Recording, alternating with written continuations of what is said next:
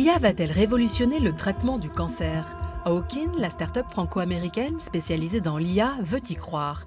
Depuis 7 ans, elle élabore un logiciel capable d'évaluer le risque de rechute des patientes atteintes d'un cancer du sein.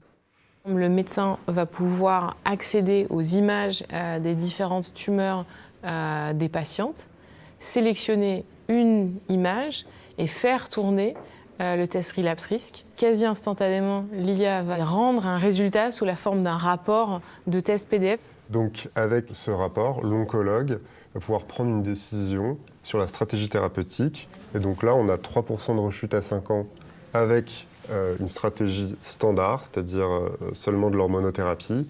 Et donc on peut éviter de la chimiothérapie.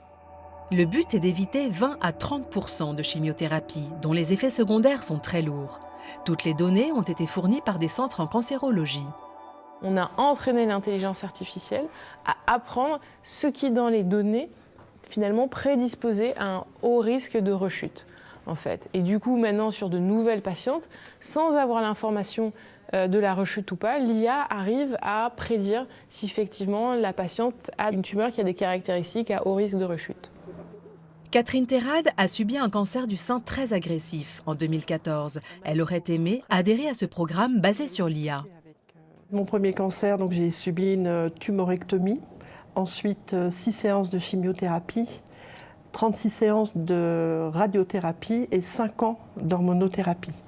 Donc à partir du moment où un médecin me propose ce type de traitement ou d'avancée pour faire un diagnostic plus précis et cibler plus précisément également le traitement, bien sûr, j'aurais dit oui. Aujourd'hui guérie, elle est très engagée au sein de l'Institut Gustave-Roussy pour améliorer la diffusion des informations. Elle s'entretient ici avec le docteur Magali Lacroix-Triqui qui a coélaboré le logiciel. Une révolution pour ce laboratoire aidé par la nouvelle précision des scanners. L'algorithme relapse-risque qu'on a entraîné, en fait, il va regarder des choses que nous, on ne pense pas aller regarder. Il va aussi regarder ce qu'il y a entre les cellules tumorales, les vaisseaux, le tissu adipeux, les éléments inflammatoires. Il va prendre en compte d'autres choses qu'on ne pense pas à regarder et qui pourtant véhiculent une certaine information. L'autre enjeu de ces algorithmes, c'est leur accessibilité, leur moindre coût pour réduire les inégalités d'accès aux soins.